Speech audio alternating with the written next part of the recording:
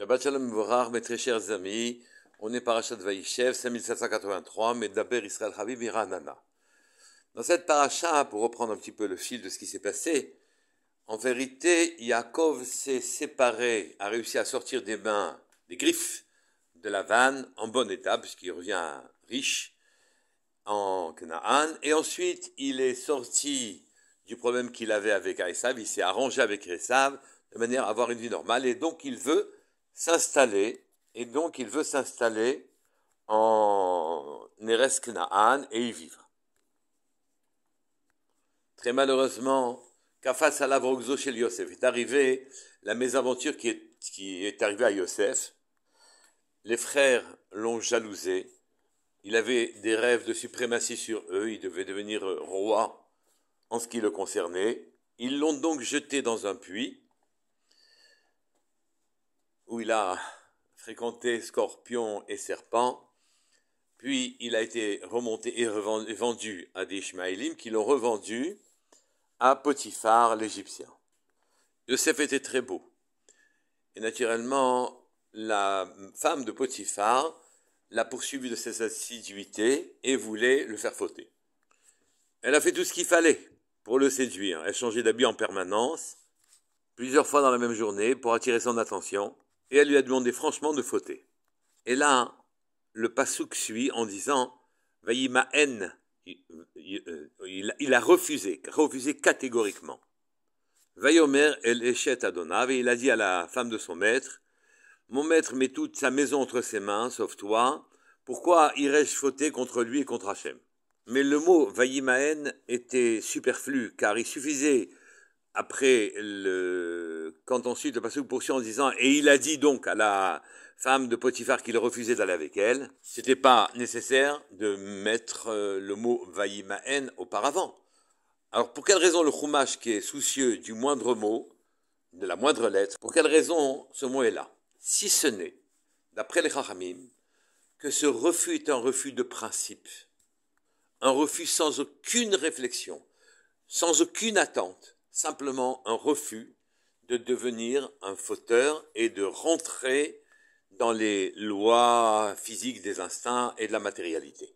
Vaïmaen, en quelque sorte, c'est le caractère de Yosef et la avoda de Yosef, le travail de Yosef sur terre. Ce n'est pas un refus dialectique, ce n'est pas un refus motivé. Il refuse de faire la moindre chose qui ne corresponde pas à ce qu'il est venu faire sur terre. Par principe, quelles qu'en soient les conséquences, et d'ailleurs les conséquences seront terribles pour lui, puisqu'il va faire 12 ans en prison, par le seul fait qu'il ait soit refusé à la femme de son maître. C'est un adolescent, enfin un homme de 17 ans, donc, et il savait la malice de sa maîtresse, et que donc elle allait le faire condamner, rien n'a arrêté Yosef. Il refuse par principe, c'est un refus sans motivation, sans réflexion. Au contraire, il prend les risques de finalement mourir en prison. Et vous savez la suite, c'est qu'après les 12 ans de prison, Yosef qui a résisté à se laisser aller à ses instincts, qui a dominé totalement sa nature, va sortir de prison, va se présenter devant Paro, et là-bas, Yosef va devenir roi d'Égypte, ou vice-roi d'Égypte, mais en vérité, toute l'Égypte sera dirigée par ses soins. Et les rêves de Yosef vont être réalisés. Il a rêvé que les gerbes de ses frères se prosternaient à sa gerbe à lui, entendez par là que le manger, la matérialité, lui, pour toute la matérialité on dépendra de lui, et ensuite même que le soleil, les étoiles, enfin tout le monde se prosternera à lui aussi, père, mère, et les frères. Donc Yosef va atteint la royauté. Qu'est-ce que c'est la royauté? C'est qu'en vérité, il va se battre avec le monde matériel pour lui retrouver sa dimension spirituelle. Le monde matériel n'existe pas pour rien. Il est là pour qu'on y fasse régner son créateur, alors qu'il paraît bien absent. Et donc, celui qui a une maîtrise parfaite de la chose matérielle, pour faire remonter de la matérialité ce qu'elle a de profond, de spirituel, et la lier au Créateur, celui-là, naturellement, devient roi. Le roi est la courroie de transmission entre le haut et le bas. Le roi, c'est le dernier malchut, c'est le dernier niveau de la spiritualité, et le premier niveau de la matérialité. Courroie de transmission entre le haut et le bas. Il est aussi le fils de Rachel, qui elle-même était très belle. Et Rachel était la femme destinée à Yaakov. Son travail à Yaakov, c'était justement de se mettre en guerre avec tout ce qui se refusait dans la matérialité de reconnaître le Créateur. Une lutte contre le monde entier, en quelque sorte. Il ne faut pas s'étonner du même coup qu'il soit en opposition totale avec Yehuda, son frère, et les frères, d'une manière générale, qui ont entendu Yosef dire que finalement c'était lui qui allait diriger le monde, puisque c'est ce que ses rêves semblaient lui prédire, ses frères ont dit, justement, qu'il aille, on va voir si en le jetant dans un puits, il va, avec les scorpions et les serpents, en le jetant dans un puits, où il va rencontrer les vicissitudes et les duretés de la vie.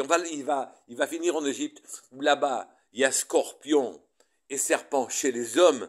Il y a aussi une immoralité totale en Égypte. Voyons ce qu'il va ressortir de ses rêves ici. Et en vérité, il a été projeté dans son destin.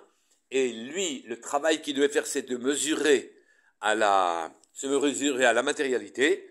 Et donc, naturellement, il va réussir son projet de vie et il va être roi d'Égypte, c'est-à-dire roi de la terre, car l'Égypte était l'endroit où tout l'argent de la terre était venu, ou va venir plus exactement, et l'Égypte était aussi l'endroit, va devenir le premier pays de la terre. Donc il était le roi, finalement, du monde, en quelque sorte.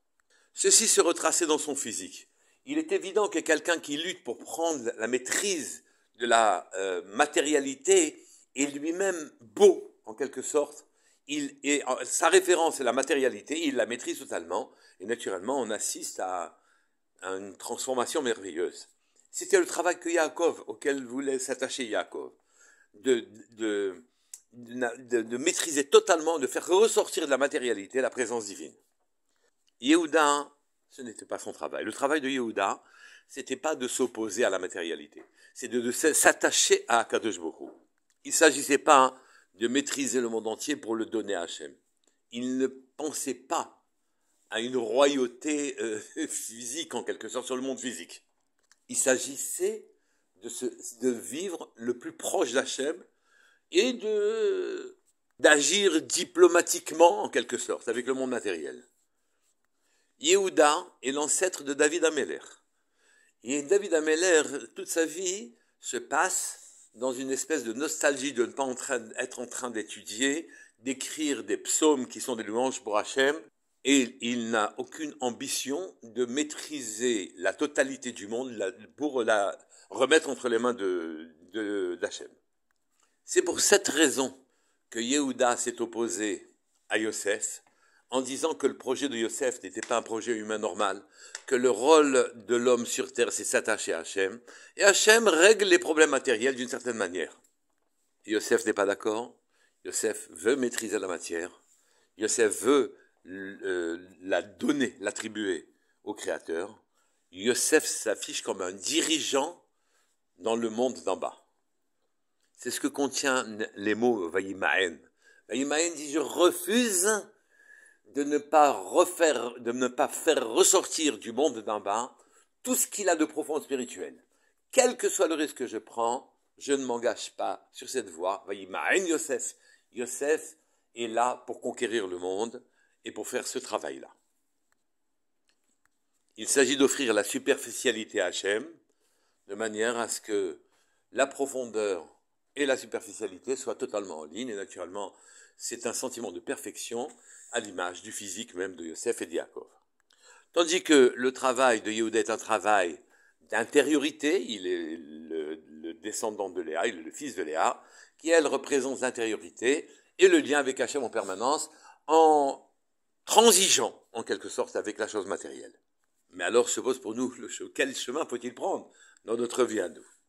Eh bien, le premier Rashi de notre paracha tranche, d'après notre maître Rabbi Yaakov Abursera, qui est dans le Habir Yaakov, sur le Davar Acher dans Rashi. Rashi cite le Tanchuma, Midrash Tanchuma, en disant Davar Acher, Vaïshev Yaakov. Qu'est-ce que ça veut dire qu'il vient s'installer, Yaakov, dans le monde matériel? Maintenant, il va vivre à Canaan, au milieu des puissants généraux, descendants de Esav. Alors qu'on vient de dire que Yosef a fini le travail que devait faire Yaakov, puisque Yaakov a pris le travail de Esav et le sien, mais il a ambitionné, Yaakov, d'offrir le monde à Hachem, et c'est Yosef qui est un rajout littéralement à Yaakov, qui a permis de réaliser ça complètement. Mais maintenant, regardez ce que le Tanchuma dit. Il veut s'installer en Canaan. Ceci est comparable à un vendeur de lin qui se retrouve, dont les balles de lin étaient sur ses chameaux, et le lin occupe un volume important, et un forgeron qui a regardé cette marchandise arriver dans la ville s'est demandé, mais où peut-on ranger un volume pareil de lin? Une personne intelligente a répondu, au fond, il suffirait d'une étincelle pour que tout ce volume de lin soit brûlé et que le problème serait résolu. Rabbi Yaakov pose la question. Qu'est-ce que c'est que le lin? Qu'est-ce que c'est ce forgeron? Qu'est-ce que c'est cette étincelle? Et en quoi on a résolu le problème? Puisque le problème posé, c'était il fallait ranger le lin quelque part. Et or, l'étincelle, si elle venait brûler le lin, ne répondrait pas à la question, à l'interrogation qu'on se fait. Puisque le lin, il n'y aurait plus à le ranger du tout. Ce n'est pas une manière de ranger le lin, de le brûler. Donc, que veut ici ce passage du Tanchuma? Et Rabbi Yaakov explique. Le lin, en quelque sorte, c'est toute la matérialité. Le lin, aussi, ce sont les descendants de Esav qui, finalement, imposent leurs lois sur le monde. Comment peut-on s'installer quelque part sans être influencé par leur manière de voir? Le forgeron, en quelque sorte, c'est le peuple juif qui se demande comment faire pour s'installer dans ce monde matériel qui lui est un peu étranger.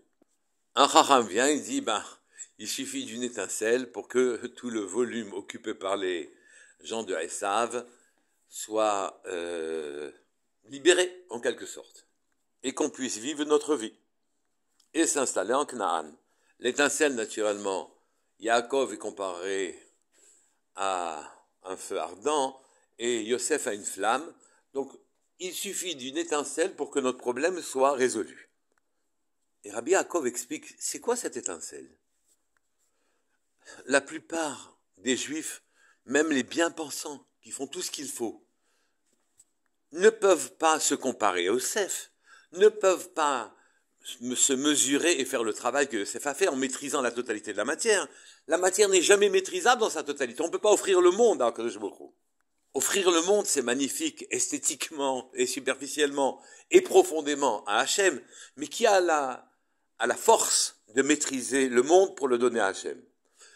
Maîtriser le monde pour nous, c'est avec notre chokhma, notre intelligence.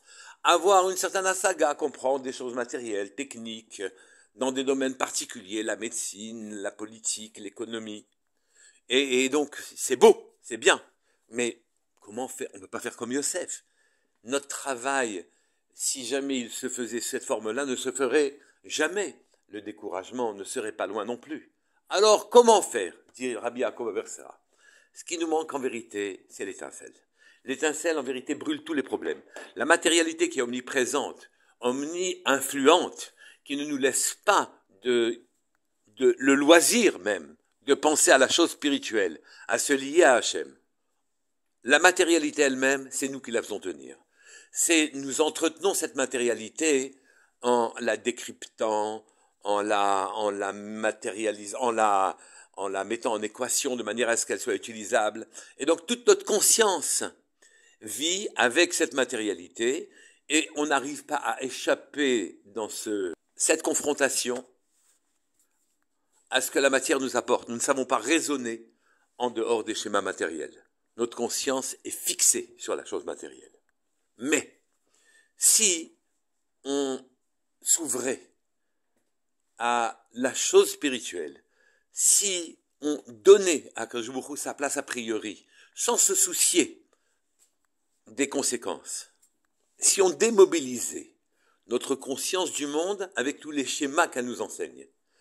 Qu'on a démobilisé de la chose matérielle et qu'on fixait notre kavana, notre attention et nos intentions sur la chose spirituelle, la conscience d'un monde nouveau pourrait nous éclairer et cette étincelle-là brûlerait tout le lin qui nous enveloppe. Au fond, c'est peut-être exactement comme cela que a fait Yosef. Je refuse de fixer ma conscience sur la chose matérielle, je la fixe sur Akadosh Baruch Hu, et à partir de ce moment-là, je peux accéder au monde supérieur qui se cache derrière le monde matériel. Qu'Akadosh Baruch Hu nous donne la force de le faire comme lui. Shabbat Shalom Mevorach, Kol Tov.